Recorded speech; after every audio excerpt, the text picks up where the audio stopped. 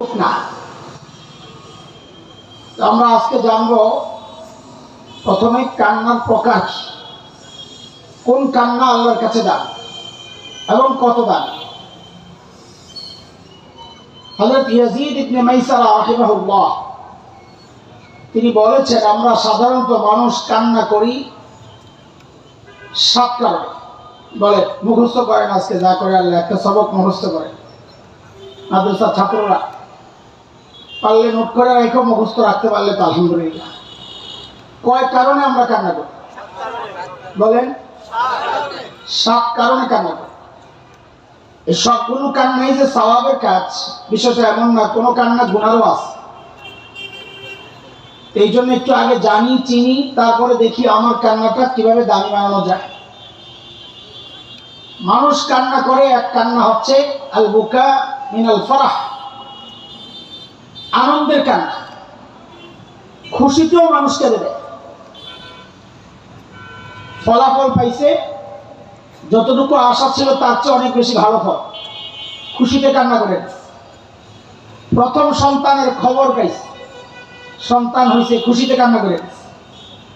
আরে কয়দিন আগে তো দেখলাম একজন নমিনেশন পায়া কান্না করে দিয়েছে, এমন খুশি বেটা মনে হয় যেন জান্নাতের টিকিট পায়।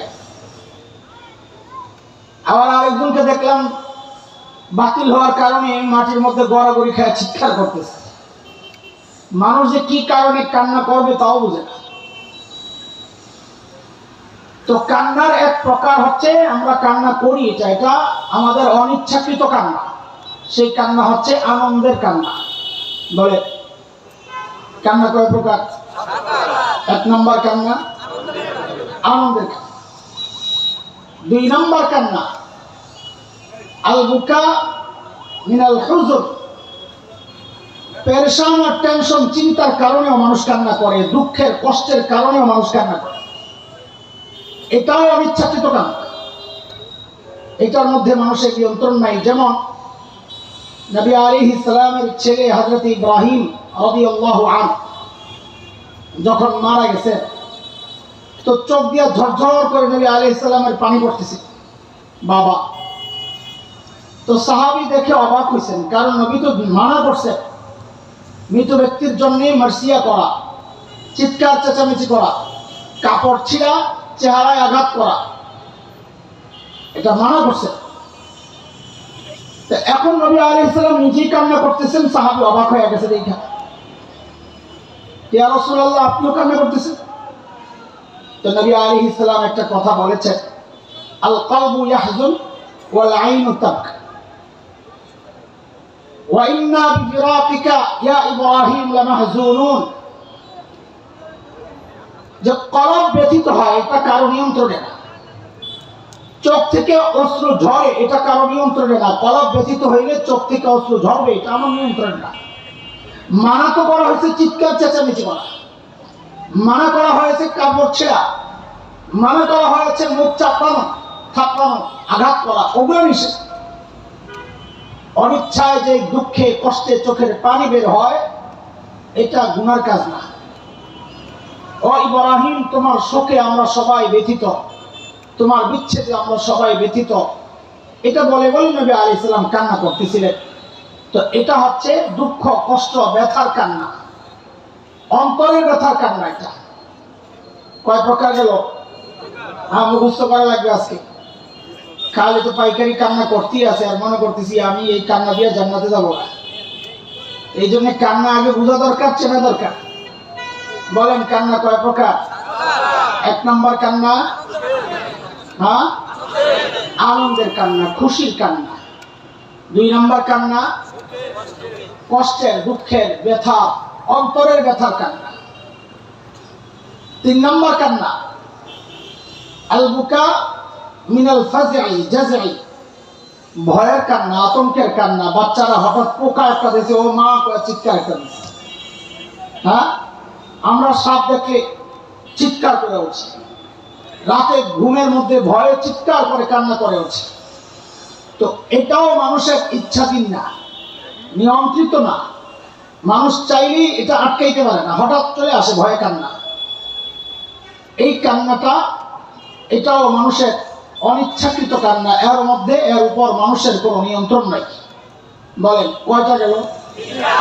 এক নম্বর আনন্দের কান্না, দুই নম্বর কষ্টের দুঃখের কান্না, তিন নম্বর ভয়ের কান্না, চার নম্বর আল বুকা মিনাল গজা, আঘাতের কান্না, ব্যথা পাইছে, শরীরের ব্যথা। এটা আগে একটা ছিল কষ্টের ব্যথা, দুঃখের ব্যথা, আরেকটা হচ্ছে শরীরে আঘাত পাইছে এই ব্যথা। কোকড়ায় ওঠে ব্যথায়, চোখে পানি চলে আসে, বাচ্চারা ব্যথা পাইলেই কান্না শুরু করে। এটা একটা কান্না। এই কয় প্রকার কান্না গেল বলে? এই কান্নাগুলোর উপর মানুষের কোনো নিয়ন্ত্রণ নাই। যেহেতু এই কান্নাগুলোর উপর মানুষের কোনো নিয়ন্ত্রণ নাই, এই কান্নাগুলোর উপর আল্লাহর পক্ষ থেকে কোনো সওয়াবও নাই, আবার কোনো গুনাহও নাই। এগুলাকে বলে মুবাহ, বৈধ কান্না, সওয়াবও নাই, গুনাহ। কয় রকম কান্নার কথা বললাম বলেন? মোট কান্না কয় প্রকার গেল? কয়টা মুখস্থ বলেন? এক নম্বর কান্না কি? আনন্দের কান্না, মাশাআল্লাহ। হ্যাঁ, দুই নম্বর কষ্টের কান্না, তিন নম্বর ভয়ের কান্না, মাশাআল্লাহ, চার নম্বর হ্যাঁ মাশাআল্লাহ। পাঁচ নম্বর কান্না হচ্ছে আল বুকা মিনার রিয়া, লোক দেখানো কান্না, ঢঙের কান্না, ঢঙের নাটকের কান্না, স্বার্থ উদ্ধারের কান্না। হ্যাঁ, অনেকে আছে এই স্বার্থ উদ্ধারের জন্য পাও ধুইয়া এমন কান্না দেয়, ছেড়ে দিবেন ঘর থেকে বের হয়ে দেবো, একটা গালি দিয়ে দেবো, আছে এমন কান্না। আমাদের অনেক অনেক আছেন স্বার্থের জন্য আসতে কেন পরে পিছনে জায়গায় যায়, এমন স্বার্থের কান্নাও আছে। শুনছি অনেকে নাকি স্বার্থ উদ্ধারের জন্য রুমালের মধ্যে কি জানি লাগায় মুখের মধ্যে এরকম চোখে মুছে আর ঝরঝর করে পানি পড়া শুরু করে। নাটকের কান্না, মানুষকে ধোকা দেওয়ার কান্না, এই কাপড়ের মধ্যে কিছু লাগাইয়া মুইচা কান্না করা, এটা ধোকার কান্না। একজনকে দেখছি আমি, চোখের পানির চেয়ে নাকের পানি বেশি পড়তেছে, চোখের পানির চেয়ে নাকের পানি বেশি পড়তেছে, আর খালি খালি মুছতেছে মুছতেছে মুছতে নাকের পানি, চোখে পানি নেই, চোখ শুকনা। তো এটা হচ্ছে ঢঙের কান্না। এই কান্না হারাম। বলেন এই কান্না কি? বলেন সবাই। এই ঢঙের কান্না, স্বার্থের কান্না, ভঙের কান্না, নাটকের কান্না, নিজের কোনো স্বার্থ উদ্ধারের জন্য কাউকে ধোকা দেওয়ার জন্য কান্না, অথবা নিজের বুজুর্গি জাহেরের জন্য কান্নার নাটক করা, এই সবগুলো কান্না হচ্ছে রিয়া। এই কান্না হচ্ছে নাজায়েজ, হারাম। মিলান, নিজের চেহারা মিলান, যদি লাগে তওবা করেন। বলেন কান্না কত প্রকার? এক নম্বর কান্না, দুই নম্বর, তিন নম্বর, চার নম্বর, পাঁচ নম্বর, ছয় নম্বর আর সাত নম্বর কান্না হচ্ছে প্রশংসিত কান্না, মামদুহ। সেই কান্না একটা হচ্ছে শুকরিয়ার কান্না, আল্লাহর নিয়ামত পাওয়ার শুকর। আল্লাহ আল্লাহ এই মানুষটাকে তুমি এই বিপদে রাখছো, আমারে তুমি ভালো রাখছো, আলহামদুলিল্লাহ কান্না করেছে। এমন অনেক আছে যে আল্লাহর নিয়ামত দেখা কান্না করা শুরু করে, আল্লাহ এত নিয়ামত তুমি দিয়েছে, কিভাবে শুকরিয়া আদায় করো। অনেক বড়দেরকে দেখছি আল্লাহর দেওয়া নিয়ামত বইলেই সাথে সাথে কান্না শুরু করে। একজন বিপদগ্রস্ত মানুষকে দেখে কান্না শুরু করে যে আল্লাহ ওই জায়গায় তুমি আমাকেও রাখতে পারতা।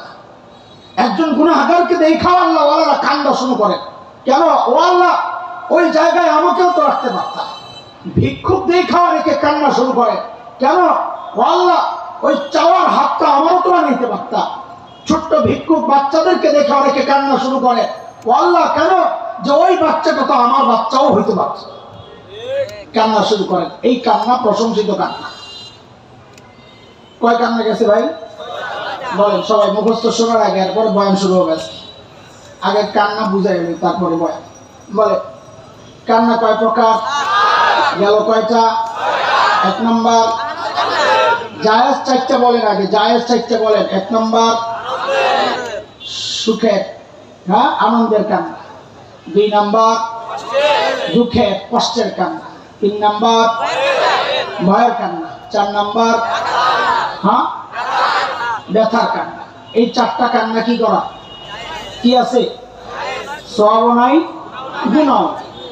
আপনি মনে করেন না ব্যথা কাঁদতেছেন, আপনার এই কান্না দিয়ে আল্লাহ জাহান্নামের আগুন নিভিয়ে দিবে, এই ধোকায় পড়েন না।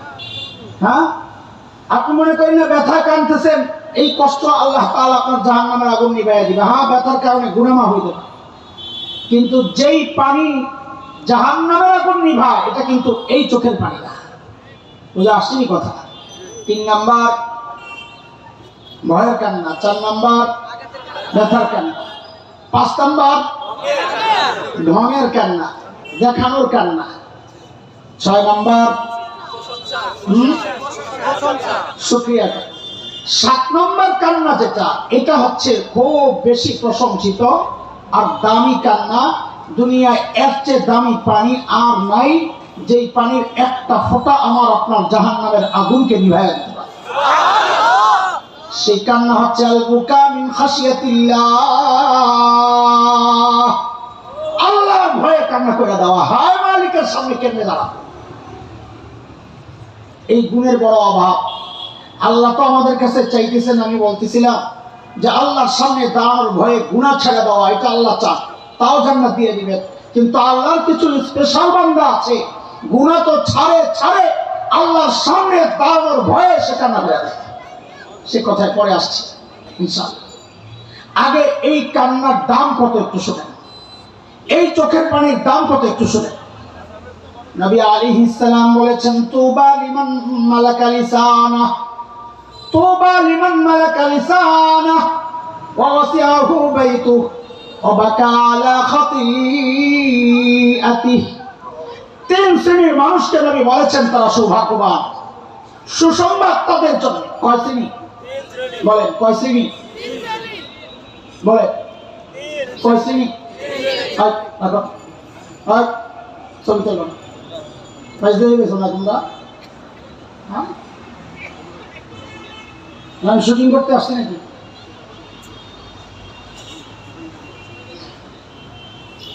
বয়ান রেকর্ড করে সেটা এক হিসাব, কিন্তু খামাখাই ছবি তুলবে কেন? এটাকে এত সাধারণ বানায় ফেলছে। আরে ভাই, আল্লাযীনা হুম আনিল লাগবি মুরিদুন, সফল মুমিনের পরিচয় দিয়েছেন আল্লাহ তাআলা যারা অনর্থক কাজ থেকে বিরত থাকে। এটা কি খুব লাভের কাজ? কোন উদ্দেশ্য আছে? আছে। কিছু লাইক আর কমেন্ট বাণিজ্য হয় এই ছবি দিয়া। কি হয়? লাইক বাণিজ্য আর কমেন্ট বাণিজ্য। ফেসবুকে দিবে, হযরতের সাথে আজকে একই মাহফিলে ছিলাম, পাশাপাশি ছিলাম, তো বাস পোলাবাই লাইক দেওয়া শুরু করবো, কেউ আইসা দিকে গালি দিব, আবার তার জবাব চলতে থাকবে, বা শুরু হয়ে গেছে গুনাহ স্টার্ট। এছাড়া আর কোন ফায়দা দেখি না আমরা এই খামাখা ছবি তোলার মধ্যে। এই সেলফিগুলোর মাকসাদ একটাই, শুধুমাত্র হচ্ছে ফেসবুকে দিয়ে কিছু লাইক কামাবে, কমেন্ট কামাবে, নিজের আইডিকে একটু উপরে উঠাবে, নিজের একটু জাতে উঠাবে। এছাড়া আর কোনো লাভ দেখি না।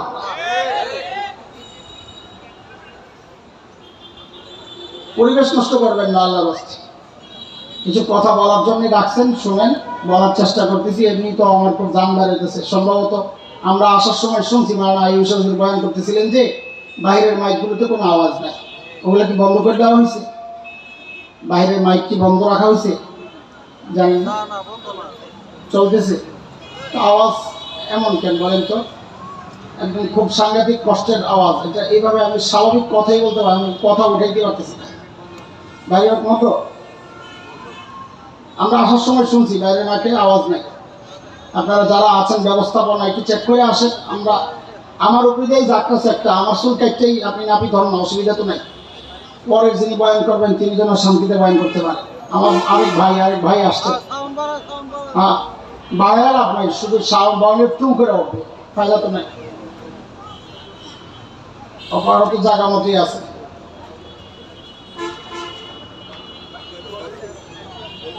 কি বন্ধ ছিল?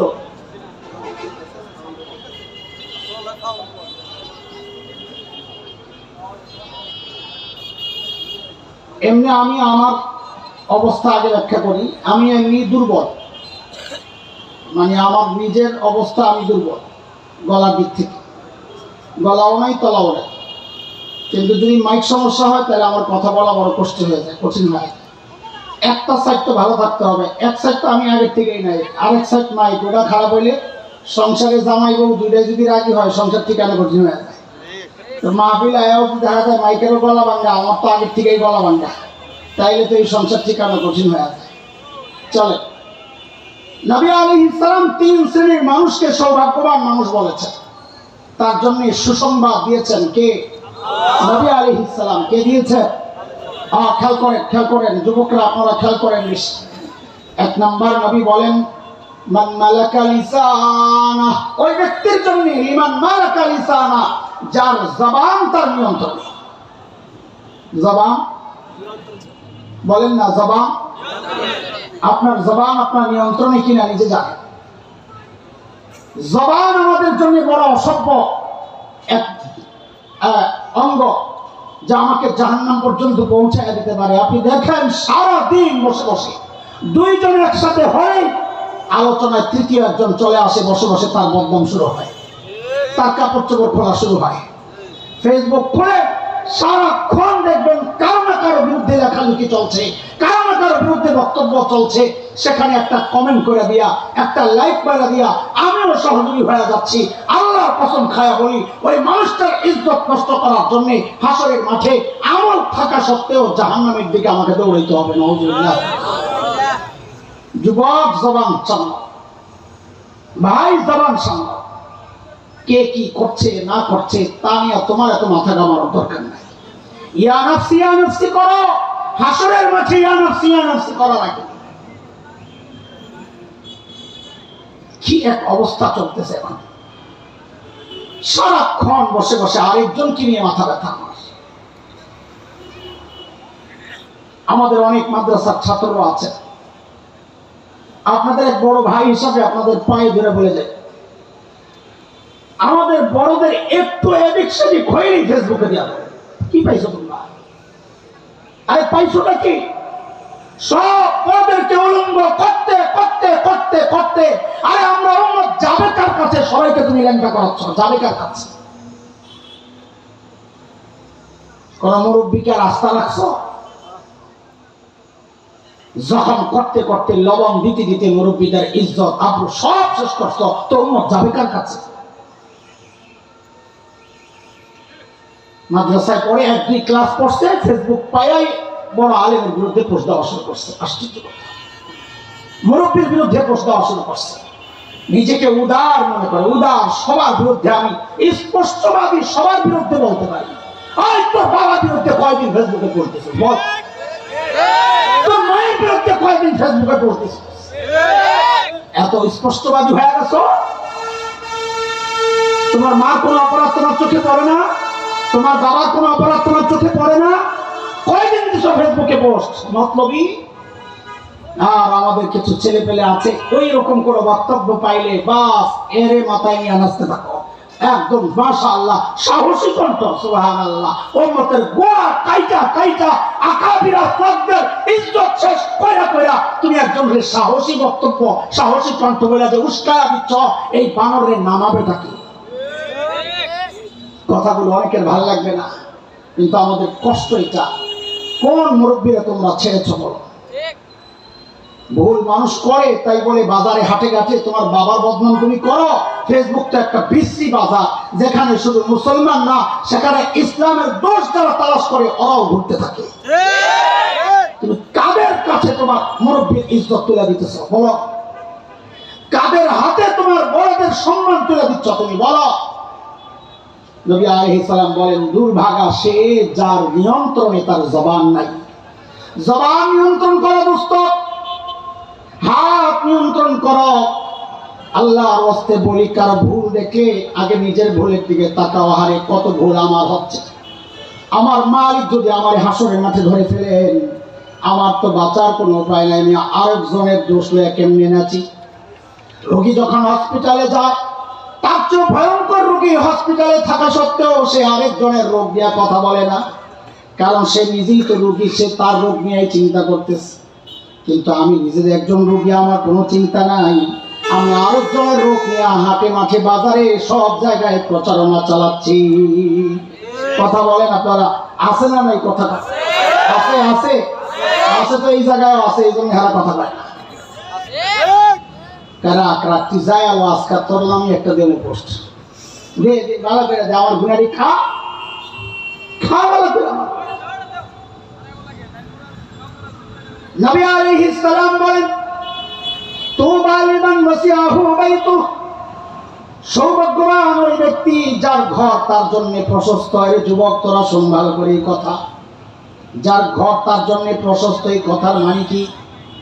মুহাদ্দিসরা অনেক ব্যাখ্যা দিয়েছেন, তার মধ্যে একটা ব্যাখ্যা সবচেয়ে সুন্দর, সেটা হচ্ছে যে ঘর তার সবচেয়ে বেশি সময় কাটায় জরুরত ছাড়া, যে ঘর থেকে বের হয় না। এই সমাজের এক নোংরা চরিত্র দৃশ্য, এটা চিত্র আমরা দেখতে পাই। ঘরে থাকতে চায় না পোলা পায়, কিছু হইলে বের হয়ে যায়। একটু মন খারাপ তো বাইরে যায় আড্ডা দাও, মন খারাপ বাইরে যায় বিড়ি টানো, আরো বেশি মন খারাপ তো জায়গা আরো দূরে যায় দুষ্ট বন্ধুদের সাথে আড্ডা দেয় আর যা তা করে। নবী বলেন এগুলা কোনো শুভ লক্ষণ না। ভালো মানুষ তো সে যে প্রয়োজন ছাড়া তার ঘর থেকে বের হয় না। আপনি দেখেন না, বের হইলি তো গুনাহ, ঘর থেকে বের হইলি গুনাহ। বিবির কাছে সময় দেওয়া ভালো লাগে না, মায়ের কাছে সময় দেওয়া ভালো লাগে না, বাবার কাছে সময় দেওয়া ভালো লাগে না। গভীর রাতে ঘরে ঢুকে বাবা ঘুমায়, মা ঘুমায়, ভাই বোন ঘুমায়, কারোর সাথে কোনো দেখা সাক্ষাৎ নাই। এতক্ষণ আড্ডা দিয়ে আসছে তার মতো আরেকটা পান্ডার সাথে কথা বলে। যে শুধু বাচ্চারা না, এই দুষ্ট প্রবণতা অনেক মুরব্বীদের মধ্যেও আছে। ঘরে সময় দেয় না, চায়ের স্টলে বসে বসা। আমরা গ্রামে গঞ্জে মাহফিলে যাই, রাতে 2-4টার সময় যখন ফিরতে থাকি, কোনো বাজারে দেখা যায় একটা চায়ের দোকান খোলা। কেন এখনো খোলা? কারণ সেখানে একটা টেলিভিশন আছে। ওই বুইরারা বসা বসা কবরে এক পা যায় রয়েছে, দাড়ি পাইকা সাদা, চুল পাইকা সাদা, সবগুলো বসা বসা বিড়ি টানে আর বয়ে টেলিভিশন দেখে। লা হাওলা ওয়ালা কুওয়াতা ইল্লা বিল্লাহ। কোন জামানায় আসলাম? ঘর ভালো লাগে না, বাহির ভালো যায়। নবী বলেন সে দুর্ভাগা।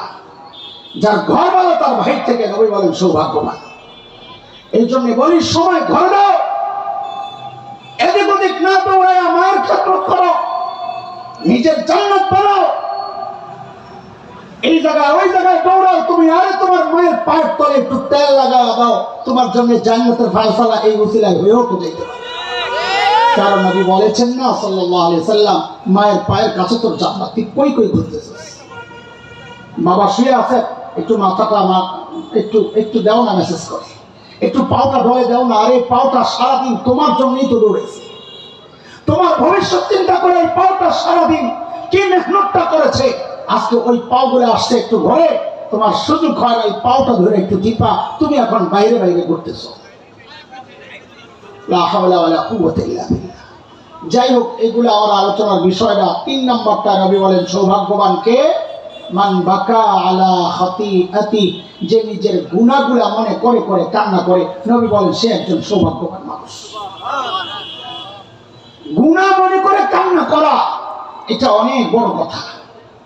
আমি বলছিলাম গুনাহ থেকে বেঁচে থাকা এটা আল্লাহর চাওয়া, কিন্তু গুনাহ মনে করে কান্না করা এটা অনেক উঁচু মাকামের, অনেক মর্যাদার কাজ, অনেক দামি কাজ। নবী বলেছেন সৌভাগ্যবান। আরে কে কান্না করেন নাই? কে কান্না করেন নাই? কত দাম এই কান্নার, এই চোখের কত দাম, যে চোখ আল্লাহর ভয়ে কান্না করে। নবী আলাইহিস সালাম বলেছেন আইনান লা তামাসসাহুমান নার, আইনুন বাকাত মিন খাশিয়াতিল্লাহ ওয়া আইনুন বাতাত তাহরুসু ফি সাবিলিল্লাহ।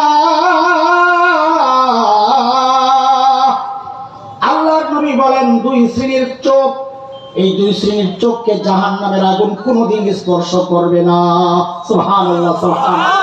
কয় শ্রেণীর চোখ? যুবক কথা কও, কয় শ্রেণীর চোখ? হ্যাঁ, কয় শ্রেণীর চোখ?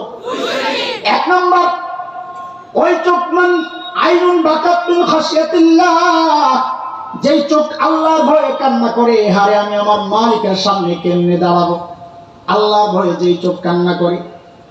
নবী আলাইহিস সালাম বলেন আরেক চোখ যে রাত জাগে সীমান্ত পাহারা দেয়, আল্লাহর রাস্তায় রাত জাগে সীমান্ত পাহারা দেয়, নিজেদের সঙ্গীদের সহযোদ্ধাদেরকে ঘুমানোর সুযোগ করে নিজে সজাগ থাকে, অস্ত্রের গোডাউন পাহারা দেয়, শত্রু আসে কিনা পাহারা দেয়। এই পাহারাদারি যারা রাতে করে, আল্লাহর নবী বলেন ওই চোখগুলারে জাহান্নামের আগুন স্পর্শ করবে না। আল্লাহ তৌফিক দাও বলেন আমিন।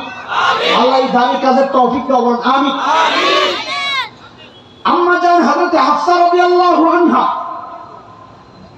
বর্ণনা করছেন, আমি আমার বাবা ওমর রাদিয়াল্লাহু আনহুর ঘরে ছিলাম। যুবক খেয়াল কর, একই বালিশের মধ্যে শোয়া, নবী আমার কাছেই ছিলেন রাতে। বালিশ তো আর আমাদের মতো তিনটা চারটা পাট করে লইয়া আবার কোল বালিশ এই পাশে একটা এই পাশে একটা, এমনি তো আর ঘুমানোর সুযোগ ছিল না। বালিশ একটা, দুই পাশে দুজনের মাথা। আহা, আম্মা জান বলেন হঠাৎ রাতে দেখি আমার গালের নিচে পানি ভিজা ভিজা লাগে। কিরে ঘুমিয়ে কি সমস্যা? পানি আসলো কোথা থেকে? গরম পানি। বলে হাত আগাইতে আগাইতে দেখি আহারে বালিশের অপর কোনায় নবী আলাইহিস সালাম শুয়ে শুয়ে ঘুমান না, কাঁদতেছেন। শুয়ে শুয়ে কাঁদতেছেন। জিজ্ঞেস করলাম, ইয়া রাসূলুল্লাহ মা ইউবকিক? ওগো আল্লাহর হাবিব, আপনি কেন কান্না করতেছেন? কি আপনাকে কান্না করতে বাধ্য করলো? নবী আলাইহিস সালাম বলেন, তোমার ভাই কি তেলাওয়াত করতেছে শুনতেছো না? হযরত আব্দুল্লাহ ইবনে ওমর ঘরের আঙ্গিনায় রাতের নামাজ পড়তেছিলেন, তিলাওয়াত করতেছিলেন সূরা তাফফিফ, ওয়াইলুল লিল মুতাফফিফিন 10 নম্বর আয়াত। কাল্লা ইন্নাহুম আর রাব্বিহিম ইয়াওমা ইযিল লামাহজুবুন। আয়াতটা শুনে নবী কাঁদতেছেন। না হারে, এমন মানুষ আসবে আল্লাহকে দেখবেন, আল্লাহ পর্দা দিয়ে রাখবেন, নবী কাঁদতেছেন। হারে, আরে নবীর তো পর্দা আসার কোনো সম্ভাবনা নাই, তাও নবী কাঁদতেছেন। আর যাদের সম্ভাবনা আছে তাদের চোখ শুকায়া রয়েছে, কান্নার কোনো খবর নাই। আমরা এতটা নিশ্চিন্ত হয়ে গেছি, মাঝে মধ্যে আমি নিজে ধিক্কার দিয়ে বলি, আরে কোন ভরসায় এমন নিশ্চিন্ত জীবন যাপন করছি? আরে হাসি কেমনে আসে রে ভাই? আমি রুগী, আমি আমারে বলতেছি, কেউ কষ্ট নিয়েন না। বলে হাসি কেমনে আসে? সাহাবায়ে কেরাম যেই শুনছেন জাহান্নামের আযাবের কথা, নবী আলাইহিস সালাম খুতবা দিতেছিলেন। হযরত আনাস বর্ণনা করেন রাদিয়াল্লাহু আনহু, নবী আলাইহিস সালাম খুতবা দিচ্ছিলেন, বলেন উরিদাত আলাইয়াল জান্নাতু ওয়ান নার। আজকে আমার সামনে জান্নাত জাহান্নাম পেশ করা হয়েছে, মানে দেখানো হয়েছে। নবী আলাইহিস সালাম বলেন, মা আরা লান আরা ফালান আরাকাল ইয়াওম ফিল খাইর ওয়াশ শার। আজকের দিনের মতো ভালো আর মন্দ আর কোনো দিন আমি দেখি নাই। তার মানে জান্নাত দেখে বুঝছি এর চেয়ে ভালো কিছু আর হইতে পারে না, জাহান্নাম দেখে বুঝেছি এর চেয়ে খারাপ আর কিছু হইতে পারে না। ওয়ালাউ তা'লামুনা মা আ'লামু লা দাহিকতুম কালিলা ওয়া লা বাকাইতুম কাসীরা। আমি যা জানি এর তোমরা সাহাবীরা যদি তা জানতা তো হাসি কমে যাইতো, কান্না বাইরে যাইত। হযরত আনাস বলে, মা তাআলা আসহাবিন নবী সাল্লাল্লাহু আলাইহি ওয়াসাল্লাম ইয়াউমুন আশাদ্দু মিনহু। এই কথা শুইনা সাহাবীদের যে অবস্থা হয়েছে, বলে এমন কঠিন দিন আর কোনোদিন সাহাবীদের উপর দেয়া যায় না।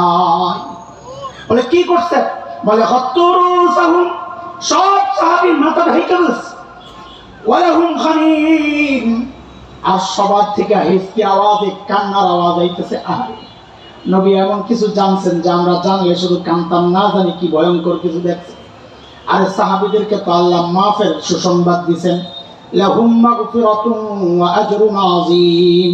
সাহাবীদেরকে তো মাফের সুসংবাদ আল্লাহ দিবেন, আমার একটা তো কোনো সুসংবাদ নাই।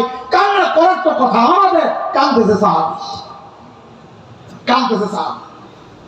হযরত আব্দুল্লাহ ইবনে ওমর রাদিয়াল্লাহু আনহু নামাজে দাঁড়ায় তিলাওয়াত করতেছিলেন, ইয়াউমা ইয়াকুমুন নাসু লিরাব্বিল আলামিন।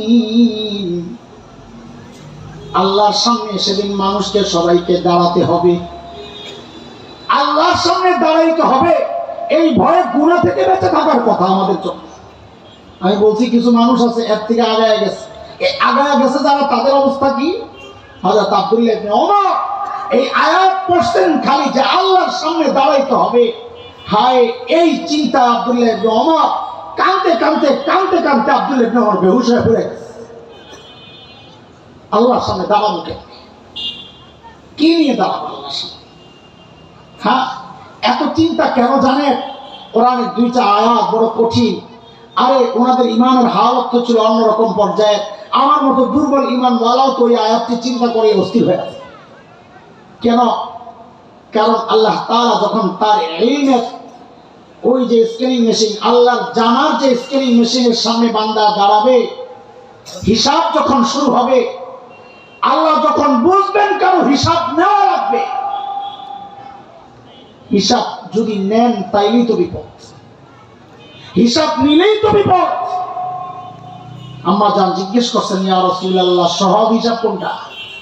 তো নবী বলেছেন, সহজ হিসাব হইলো এই হিসাবটা খালি ধরাইয়া দিয়ে বললো তোর হিসাব লো, যা, এটা হইলো সহজ হিসাব। যদি প্যাকেট খোলা হয় তাইলে আর বাঁচার উপায় নাই।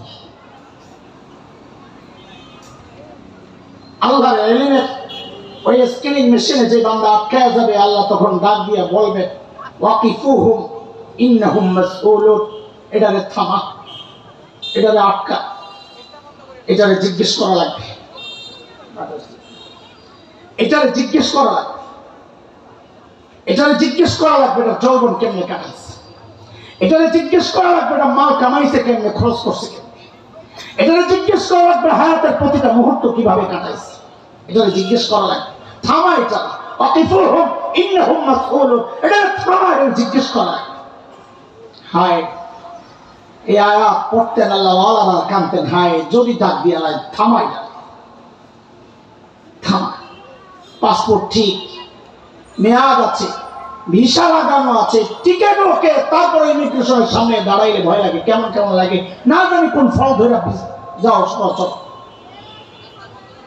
আল্লাহ ইমিগ্রেশনের সামনে দাঁড়াইলে ধরা পড়লি আল্লাহ আটকায় দিবেন, ওয়াকিফুহুম ইন্নাহুম মাসউলুন, এটা আটকায় জিজ্ঞেস করা লাগবে। জিজ্ঞেস করার পর তো বোঝা যাবে আমলের অবস্থা। এরপর যে ডাকটা আসবে এটা বড় ভয়ঙ্কর ডাক, এরপরের যে নির্দেশটা আসবে এটা বড় ভয়ঙ্কর নির্দেশ। কি সেটা? আমতাজুল ইয়াওমা আইয়ুহাল মুজরিমুন, আমতাজুল ইয়াওমা আইয়ুহাল মুজরিমুন, অপরাধী আজকে আলাদা হয়ে যা, আমার জান্নাতি বান্দাদের সাথে তুই আজকে থাকবি না, ওদের রাস্তা জান্নাতের দিকে, তোর রাস্তা জাহান্নামের দিকে, তুই আলাদা হয়। হায়, আম্মা জান আয়েশা রাদিয়াল্লাহু তাআলা আনহা এই কথাগুলো মনে করে করে খালি কাঁদতেন। এই জন্য বলি, কান্নার করার কথা ছিল কাদের, কান্না করছেন কেন? নামাজ দাঁড়াইছেন আম্মা জান আয়েশা। এই দোস্ত, ওই কথাটা বলার আগে আগে বলেনি একটু, নবী আলাইহিস সালামের কাছে সবচেয়ে প্রিয় মানুষ কে ছিলেন বলেন তো? জানেন না? বলেন বলেন, জোরে বলেন, জানেন না? আম্মা জান আয়েশা। নবী আলাইহিস সালামের সবচেয়ে প্রিয় মানুষ কে ছিলেন?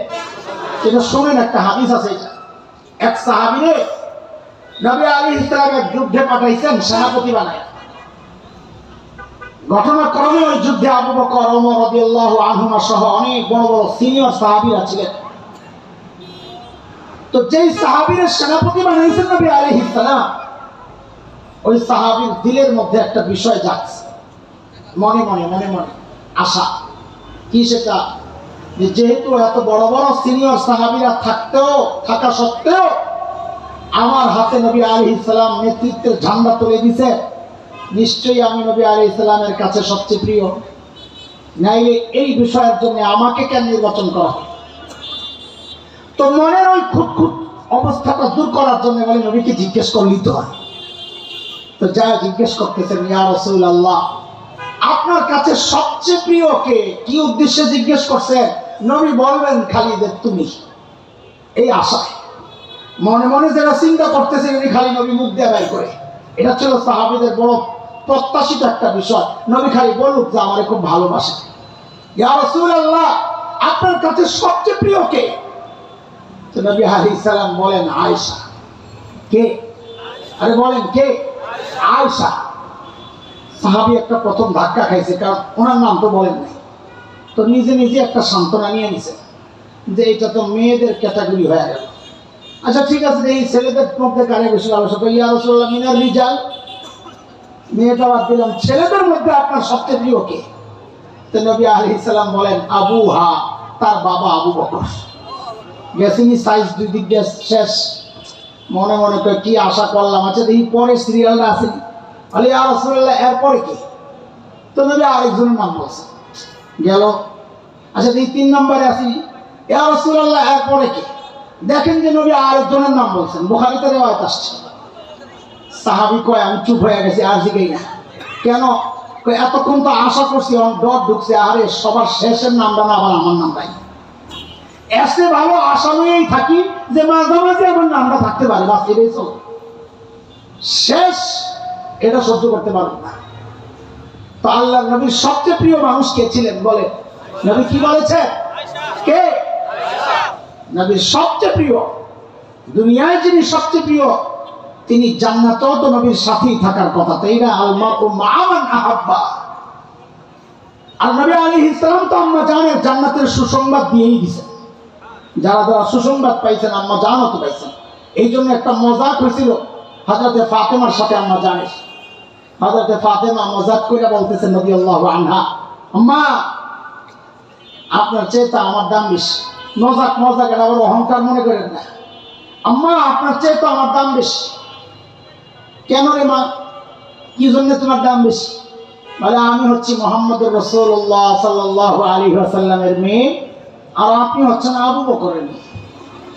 নবীর চেয়ে আবু বকর সেরা, আবু বকরের চেয়ে নবী সেরা, আমিও আপনার চেয়ে সেরা। আম্মা জান ছিলেন মেয়েদের মধ্যে কি ছেলেদের মধ্যেও সবচেয়ে মেধাবী, আল বতুল বলা হইতে যায়, খুব মেধাবী। আরে এত মেধাবী হওয়ার কারণেই তো আল্লাহ তাআলা অল্প বয়স হওয়া সত্ত্বেও পাঠিয়ে দিয়েছেন। কেন? নবী আলাইহিস সালাতু ওয়াস সালামের পারিবারিক জীবনটা যেন পুরোটা ক্যাপচার করে উম্মত পর্যন্ত পৌঁছায় দিতে পারে, আল্লাহ ইচ্ছা করে পাঠিয়েছেন। আম্মা জান তো অনেক বেশি চালাক, খুব মাশাআল্লাহ বুদ্ধিমান, চালাক বলবো না, বুদ্ধিমান, খুব বুদ্ধিমতী।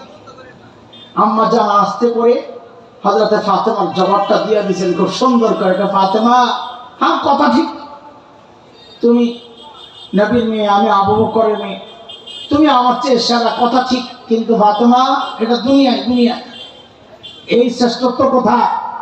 কোথায়? দুনিয়ায়, দুনিয়ায়। বলে কেন? কারণ আখিরাতে তুমি যাইবা আলীর হাত ধইরা জান্নাতে, আর আমি যাবো নবীর হাত ধইরা জান্নাতে। সুবহানাল্লাহ। সেই আম্মা জানের কথা বলতেছি। এতগুলো কথা বললাম কেন? যে মর্যাদা কোথায় আম্মা জানের। হ্যাঁ, রাদিয়াল্লাহু আনহা, যার চরিত্র নিয়ে আল্লাহ তাআলা নবী আলাইহিস সালামের পত্নী সম্পর্কে যখন মুনাফিকরা বাজে মন্তব্য করেছিল, গজওয়ায়ে বনু মুস্তালিকে বা মুরাইসি আরেক না, অপবাদ দিয়েছিল মুনাফিকরা, আল্লাহ তাআলা আম্মা জানের পক্ষ হইয়া আম্মা জানের পবিত্রতার সাক্ষী দিয়েছেন। আল্লাহু আকবার। হযরতে ইউসুফ আলাইহিস সালামের পবিত্রতার সাক্ষী দিয়েছেন কে? ছোট্ট এক বাচ্চা। কে? আরে বলেন না, কে দিছে? এর মানে এটা না নবী ইউসুফ থেকে আম্মা জানের মর্যাদা বেড়ে গেছে, না, নবীদের মর্যাদা আলাদা, কিন্তু সাক্ষীর ব্যাপার বলতেছি। হ্যাঁ, ওয়াশাহিদা শাহিদুম মিন আহলিহা, ছোট্ট এক বাচ্চা সাক্ষী দিছে হযরত ইউসুফের পবিত্রতার সাক্ষী, আর আমার মায়ের সাক্ষী, পবিত্রতার সাক্ষী দিছেন আল্লাহ তাআলা নিজে। সূরা নূরের মধ্যে আসছে, ফালাউলা, আর যখন তোমাদের কাছে খবরটা আসলো তোমরা কেন বললা না? ফালাউলা ইসমিআতুমুহু কুলতুম মা ইয়াকুলু লানা আন নাতাকাল্লামা বিহাযা সুবহানাক হাযা বুহতানুন আযীম। তোমাদের কাছে খবর পৌঁছার পর তোমরা কেন বললা না? এটা ভয়ঙ্কর অপবাদ। আল্লাহ এই সমস্ত কাজ থেকে, আল্লাহ পবিত্র, আল্লাহর নবী পবিত্র, নবীর পত্নী পবিত্র, এটা কেন বললা না? আল্লাহ মুমিনদেরকে শাসাইতেছেন। আল্লাহু আকবার। আম্মা জানের মর্যাদা কোথায় বুঝতেছেন একটু? সেই আম্মা জানের কথা শোনাইতেছি আপনাদেরকে, শুনে।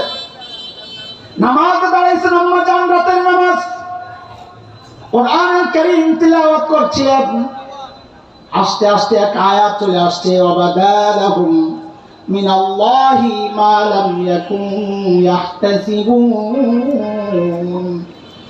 আম্মা জান নামাজে কান্না শুরু করছে। আয়াতটা কি? আয়াতের অর্থটা বুঝেন তো কান্নার কারণ বুঝবেন। আম্মা জান কাঁদতেছেন। ভাই আসলে আয়সা বললে ভালো, উঠায় দেন মেহমানদেরকে, আসলে পাঠায় দেন এদিকে আওয়াজটা। হ্যাঁ, আর এই যে সামনে বসে আপনি যে খানার পশা সাজাইতেন, আমার জন্য বড় বিরক্ত কর। ভাই খানাটা রাখেন, হ্যাঁ আমার পেটে সেগুলো আমার সব বড় খারাপ। শুনে এমনি খুব কষ্ট হইতেছে, আবার পরিবেশ নষ্ট হইলে আরো কষ্ট হবে। আমার কথা বলতে একদম সাংঘাতিক কষ্ট। আম্মা জান নামাজে দাঁড়াইছেন, আম্মা জান কার কথা বলতেছি? আয়েশা, আম্মা জান আয়েশা। আল্লাহর ভয় করি যায় কিভাবে ঢুকছে দেখেন। কত বড় মানুষ, জান্নাতের সুসংবাদ পাওয়া। আল্লাহর নবীর সবচেয়ে প্রিয় মানুষটা, আল্লাহর নবীর সবচেয়ে প্রিয় মানুষটা নামাজে দাঁড়াইছে, তিলাওয়াত করতেছেন কি ওয়াবাদালাহুম মিনাল্লাহ মা লাম ইয়াকুনু ইয়াহতাসিবুন।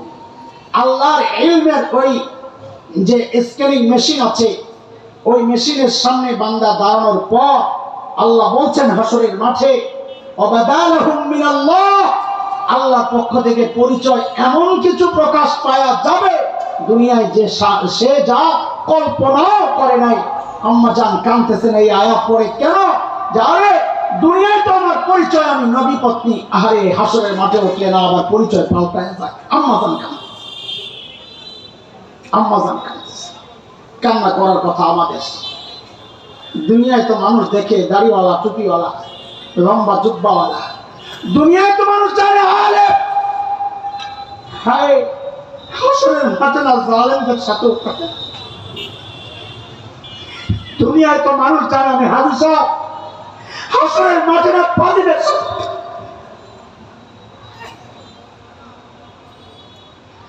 কোন ভরসায় হাসি অট্ট হাসি চলছে, গল্প গুজব, কোন ভরসায়?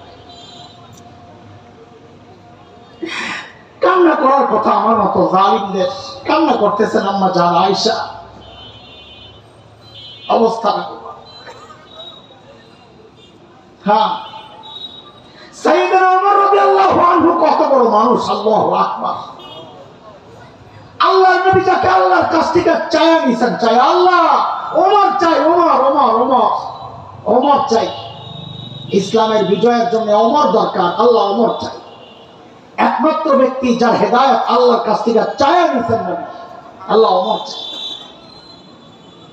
ওমর সম্পর্কে নবী বলেছেন ওমরু ফিল জান্নাহ, ওমর জান্নাতি। হ্যাঁ, নবীর সুসংবাদের পর আর থাকি। ওমর সম্পর্কে নবী বলেছেন ওমর যে রাস্তা দিয়ে চলে শয়তান ডরে আর ওই রাস্তায় থাকে না, আরেক রাস্তায় যায় না। সুবহানাল্লাহ। আল্লাহ, আমি আপনি হকের উপর চললে বলা হয় লোকটা হকপন্থী। সাইয়েদনা ওমর সম্পর্কে নবী বলেছেন উল্টা কথা, কি দারাল হাক্কু হাইসু দারা, ওমর যেদিকে যায় হক তার পেছনে পেছনে যায়। মানে ওমর হকপন্থী না, বরং হক ওমরপন্থী। সুবহানাল্লাহ। আল্লাহর হাবিব মেরাজে জান্নাত ভ্রমণ করে যখন দুনিয়ায় এসেছেন, জান্নাতের বিবরণ দিচ্ছিলেন, দেওয়ার সময় বলছিলেন আহারে জান্নাতে আমি ওমরের বাড়িটা দেখছি, কি যে সুন্দর বাড়ি, আহারে কি যে সুন্দর। আমার মনটা চাইছিল একটু বাড়িটার ভেতরে ঢুকি, কিন্তু ঢুকি নাই। কেন? কারণ ওমরের গায়রত আর আত্মমর্যাদা আমি জানি। ওমর যদি আবার মাইন্ড করে, মাইন্ড করার কি কারণ? কারো ঘরে অনুমতি ছাড়া ঢুকা নিষেধ হয়ে যায়। ওমর যদি মাইন্ড করে, সেই জন্য ঢুকি নাই।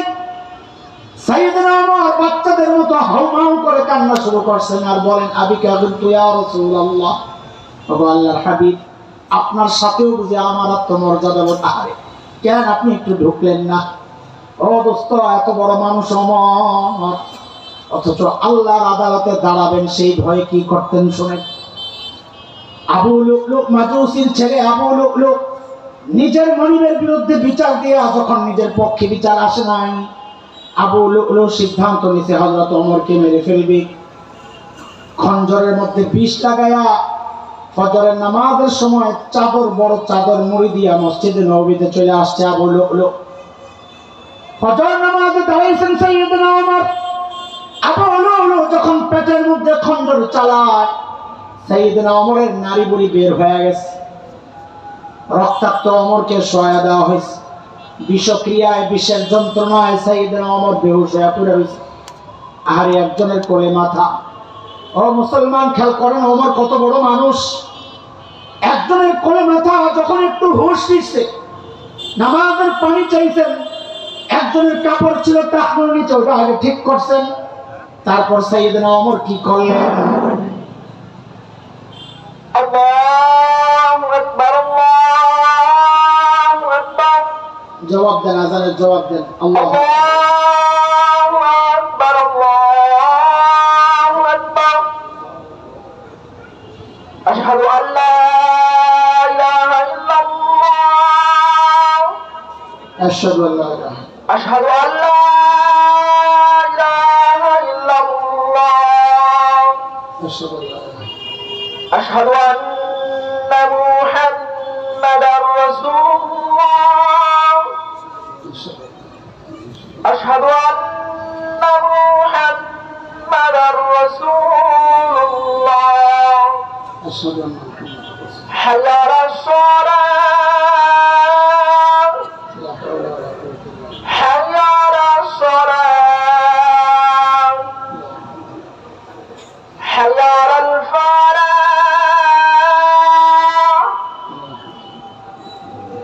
হাইয়া আলাল ফালাহ।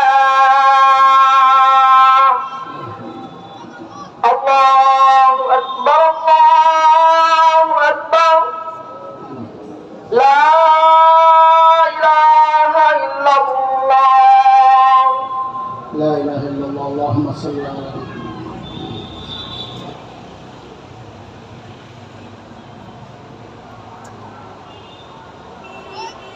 খেয়াল করেন, আমি খুব অল্প সময় ছেড়ে দিচ্ছি ইনশাআল্লাহ। সাইয়েদনা ওমরকে সহায় দেওয়া হয়েছে। এত বড় ওমর, এত বড় ওমর আল্লাহর আদালতে আল্লাহর সামনে দাঁড়ানোর ভয়ে ওই সময় কি করলেন? যখন হুঁশ ফিরছে, মাথাটারে কোল থেকে নিয়ে মসজিদে নববীর ফ্লোরের উপর রাখছেন। একটু বুঝে শুনে বলেন তো, ফ্লোরটা কি ছিল? টাইলস করা, মোজাইক করা, পাকা? আল্লাহ, মাটি। মাটি কি? ওমরের মতো এত বড় মানুষ, ওই অবস্থায় জান্নাতের সুসংবাদ পাওয়া ওমর, ওই অবস্থায় নিজের এই মাথাটারে নিয়ে মাটির উপর রাইখা গালগুলারে মাটির সাথে এইভাবে ঘষেন আর কাঁদতেছেন, ঘষেন আর কাঁদতেছেন, জমিন ভিজাইতেছেন কাইন্দা কাইন্দা, আর বলতেছেন, ওয়াইলুল লাকা ইয়া ওমর ইন লাম ইয়াগফির লাকা রাব্বুক। ওমর, তোমার রব যদি তোমারে ক্ষমা না করে, ওমর তোমার জন্য ভয়ঙ্কর বিপদ কিন্তু অপেক্ষা করছে। সাইয়েদনা আবু বকর চোখের পানির কথা বলতেছে, কান্না করার কথা কাদের? কান্না করে গেছেন কারা? সাইয়েদনা আবু বকর এত বড় মানুষ, আল্লাহর নবীর সবচেয়ে প্রিয় মানুষ একজন। সেই আবু বকর একা একা দূরে নির্জনে যায় যায় কাঁদতেন, নিজের ধিক্কার দিয়া দিয়া কাঁদতেন আর বলতেন, ইবনে আবি কুহাফা, এরে আবু কুহাফার বেটা। হযরত আবু বকর বাবার নাম আবু কুহাফা। এরে আবু কুহাফার বেটা, তুই মানুষ কেন হইলি? আরে মানুষ কেন হইলি? এখন আল্লাহর আদালতে দাঁড়ায় হিসাব দিবি কেমনে? ওই গাছ দেখলেই তো আবু বকর কাঁদতেন আর বলতেন, ইয়া লাইতানি কুনতু ওয়ারাকা মিনাশ শাজারা তুদাত ওয়া তুকাল। হায়, আমি মানুষ না হইয়া যদি ওই গাছের পাতা হইতাম তো জীবজন্তু আমার চাবায়া চাবায়া খায়া বলতো, আমার আবু বকর আর হিসাব দেওয়া লাগতো না। আর এমন চিৎকার চেঁচামেচি করা, এমন বেকুল হওয়ার কথা তো ছিল আমার মতো জালিমের। আমি তো বটেই। অধিকাংশের চেহারার দিকে তাকাইলে মনে হয় মানুষটার আখিরাতের কোনো চিন্তাই নাই, আল্লাহর সামনে দাঁড়ানোর কোনো ভয় নাই। আরে কেন রে দোস্ত, একটু জিজ্ঞেস করি আপনাদের কাছে। সাইয়েদনা আবু বকর তো গ্যারান্টি পাওয়া মানুষ জান্নাতের, সাইয়েদনা ওমর তো জান্নাতের গ্যারান্টি পাওয়া মানুষ, আম্মা জান আয়েশা জান্নাতের গ্যারান্টি পাওয়া মানুষ, সাহাবায়ে কেরাম জান্নাতের সুসংবাদ পাওয়া মানুষ। আরে তাদের চোখে এত পানি, কান্না করার কথা আমার। আমি আপনি কাঁদছি না, কেন কাঁদছি না? আমাকে আপনাকে কে গ্যারান্টি দিছে বলেন তো যে আমাদের মৃত্যুর যন্ত্রণা হবে না? আমাকে আপনাকে কে গ্যারান্টি দিল যে আমাদের কবরের আযাব হবে না? বলে দিল কেন এত শক্ত হয়ে গেছে? কারণটা কি? এই নিয়ামত কই? এই নিয়ামত কোথায়? কেন হারায় গেল? কোনদিন চিন্তা করেছে? 10টা টাকা হারায় গেল, চারদিকে তালাশ করেন, কই গেল? এই চোখের পানির নিয়ামত যে হারায় গেল, কান্না যে আসে না, কেন আসে না? নিজেকে কোনোদিন জিজ্ঞেস করেছে আলেমের কাছে যায় জিজ্ঞেস করেছে, হুজুর আমার কান্না আসে না, কি করব? আরে সাহাবীরা তো যায় নবীকে জিজ্ঞেস করতেন, ইয়া রাসূলুল্লাহ আমার কান্না আসে না, ইন্না রাজুলান শাকা ইলা রাসূলিল্লাহ সাল্লাল্লাহু আলাইহি ওয়াসাল্লাম কাসওয়াতা কলবি, ইয়া রাসূলুল্লাহ দিল শক্ত হয়ে গেছে, কান্না আসে না। কোনদিন জিজ্ঞেস করছে? আমাদের বড়রা কোরআন হাদিস থেকে ঘেটে ঘেটে কান্না না আসা, দিল শক্ত হয়ে যাওয়ার কিছু খারাপ গুণের কথা বলেছেন, মিলায় দেখেন আছে কিনা, যদি থাকে ছেড়ে দেয়। বড়রা বলেন অনর্থক হাসাহাসি যারা করে, কোনো কারণ ছাড়াই যারা হাসে, বেশি বেশি হাসে যারা, তাদের দিল শক্ত হয়ে যায়, তাদের চোখের পানি শুকায় যায়। তা আমাদের চোখের পানি আসবে কোথা থেকে? সারাদিন তো হাসি তামাশার মধ্যে পড়ে থাকি, সারাদিন গল্প গুজবের মধ্যে পড়ে থাকি, চোখে পানি আসবে কোথা থেকে? 2 নম্বর বড়রা বলেন, হাদিসের থেকে আসছে, যারা বেশি বেশি বলে, কথা বলে বেশি, কাসরাতে কালাম, যাদের বেশি বেশি কথা বলে, যারা হাও পেঁচাল পারে যারা, এবং বহু মানুষ আছে খালি সারাদিন খালি বক বক বক বক বক বক করতেই থাকে, আছে না নাই? আরে আছে, তাদেরও দিল শক্ত হয়ে যায়। বলেন কয়টা বললাম? বেশি অনর্থক হাসাহাসি, দিল শক্ত হয়ে যায়। অনর্থক বলা বলি, দিল শক্ত হয়ে যায়। অনর্থক খাওয়া খাই, দিল শক্ত হয়ে যায়। বেশি খাইলেও দিল শক্ত হয়ে যায়। আমরা তো খানা এই পর্যন্ত না আসা পর্যন্ত খাইতেই থাকি, সারাদিন খাইতে থাকি, সারাদিন চলতেই থাকে। লা হাওলা ওয়ালা কুওয়াতা ইল্লা বিল্লাহ। পেট ভরপুর থাকলে দিল শক্ত হয়ে যায়। সবগুলো দোষ তো আমার মধ্যে আছে, এই জন্য দিল শক্ত। তো চিকিৎসা দরকার। শরীরের রোগ হইলে চিকিৎসা করা, কলমের রোগ হইলে চিকিৎসা দরকার না দোস্ত? বলেন দরকার না? তো সাহাবী যায় যখন নবীকে জিজ্ঞেস করছেন, ইয়া রাসূলুল্লাহ আমার তো দিল শক্ত, কোন দেহি অবস্থা? সাহাবী যদি কয় দিল শক্ত, আল্লাহ সাদি কি কইছে আমগো দিল পাথরের চেয়ে শক্ত? এই জন্যই তো আল্লাহ বলেছে, সুম্মা কাসাত কুলুবুকুম মিন বাদি যালিক ফাহিয়া কাল হিজারাতি আও আশাদ্দু কাসওয়া ওয়া ইন্না মিনাল হিজারাতি লামা ইয়াতাফাজ্জারু মিনহুল আনহার ওয়া ইন্না মিনহা লামা ইয়াশাক্কাকু ফায়াখরুজু মিনহুল মা ওয়া ইন্না মিনহা লামা ইয়াহবিতু মিন খাশিয়াতিল্লাহ। আল্লাহ বলেন, আর কি হইল তোদের? এত কিছুর পর কিতাব পাঠাইলাম, নবী পাঠাইলাম, আলেমরা বুঝায়, এত কিছুর পর তোদের দিল দেখি পাথরের চেয়ে শক্ত হয়ে গেছে। কেন? পাথরের তো একটা ক্যাটাগরি আছে, বহু পাথর থেকে চোখের পানি ঝরে ঝরে ঝর্ণা হয়ে নিচে নামে। বহু পাথর এমন আছে ফাটাইলে ভেতরে পানি পাওয়া যায়। বহু পাথর এমন আছে আল্লাহর ভয়ে কাঁপতে কাঁপতে গড়ায় পড়ে। এরে মানুষ, তোর মধ্যে তো একটাও নাই, তোর চোখ দিয়েও পানি পড়ে না, তোর হৃদয় কাঁদে না, তোর শরীরও ঝাঁকুনি দিয়ে ওঠে না, আল্লাহর ভয়ে কেঁপে ওঠে না। কি হয়ে গেল তো? তুই মনে করছিস আমি তোর সম্পর্কে কিচ্ছু জানি না? শুনে রাখ, আল্লাহু বিগাফিরিন আম্মা তা'মালুন, যা করস না করস সব দেখি, সব জানি। নাউযুবিল্লাহ। চিকিৎসা দরকার না? বলে নবী আলাইহিস সালাম, চিকিৎসা অনেক আছে, সময় যেহেতু নাই, আমি 2টা চিকিৎসা, নববী চিকিৎসা, নবী আলাইহিস সালাম যে চিকিৎসা দিতেন ওই 2টা চিকিৎসা বলতেছি। 1 নম্বর, নবী বলেন দিল নরম করতে চাও তো চিকিৎসা নাও, ইমসাহ রাসাল ইয়াতীম, এতিমের মাথায় হাত বুলাও। কার মাথায়? এতিম ছিলেন তো? সেদিন এক বুড়া কথা, আমার বাবাও নাই মাও নাই, আমি এতিম, একটু আমার মাথাটা মুচ্ছা দেন। বুড়া বেড়া এতিম হয়? হ্যাঁ, তো এতিম হয় কে? যার মা নাই। হ্যাঁ বলে, হ্যাঁ জানেন না আপনারা? বলেন কে এতিম কাকে বলে? বলে মা বাবা নাই না, মা থাকলেও এতিম। যদি ছোট্ট বাচ্চা হয়, মা নাই, বাবা, মা আছে বাবা নাই, যার লালন পালনের দায়িত্ব যার, তিনি নাই যার। লালন পালনের দায়িত্ব কার? মান না বাবা? মা আছে বাবা নাই। ছোট্ট বাচ্চা, নিজে কামাই করার সামর্থ্য এখনো হয় নাই, ওইটাই রয়েছে। ওই বুড়া বেটা এতিম হয় না।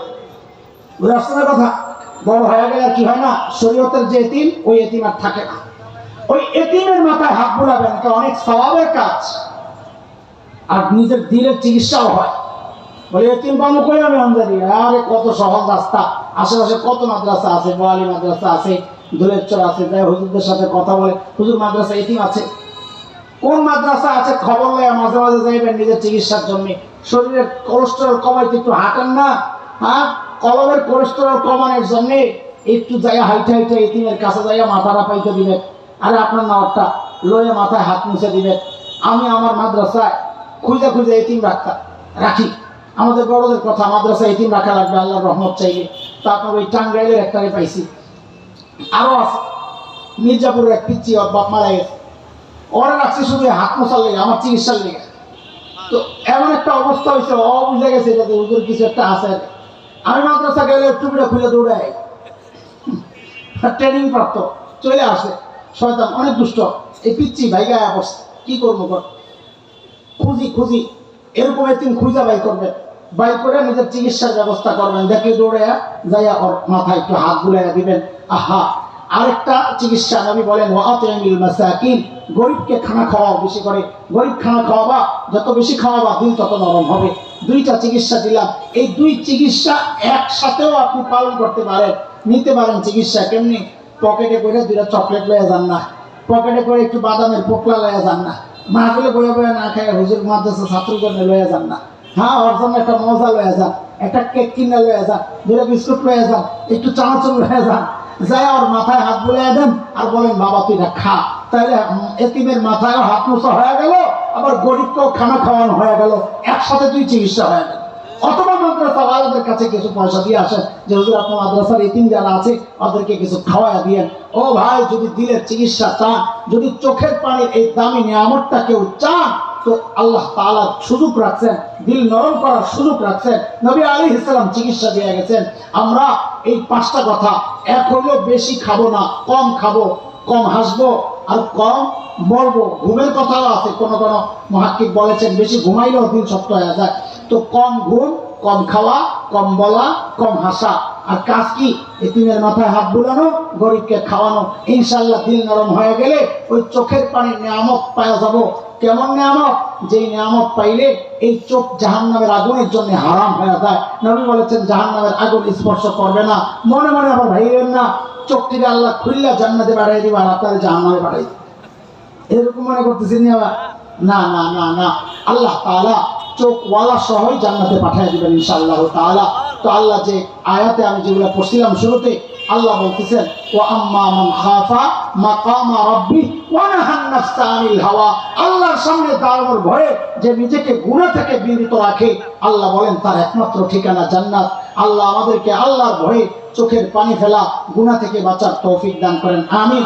আমাদের মাননীয় কাউন্সিলর সাহেব যিনি সুন্দর আয়োজন করেছেন, তিনি অসুস্থ, দোয়া চেয়েছেন। আমি মুসাফির, ইনশাআল্লাহ আমি দোয়া করতে করতেই যাব। আল্লাহ তাআলা আমরা চাইবো ভবিষ্যতে তিনি দ্বীনি কাজের সাথে আরো অনেক বেশি নিজেকে সম্পৃক্ত করবেন ইনশাআল্লাহ। এই উসিলায় আল্লাহ তাকে সুস্থও করে দিবেন, জাহান্নামের আগুন থেকেও আশা করি বাঁচিয়ে দিবেন ইনশাআল্লাহ তাআলা। আল্লাহ কবুল করেন, আমিন। ওয়া আখিরু দাওয়ানা আলহামদুলিল্লাহি রাব্বিল আলামিন। আসসালামু আলাইকুম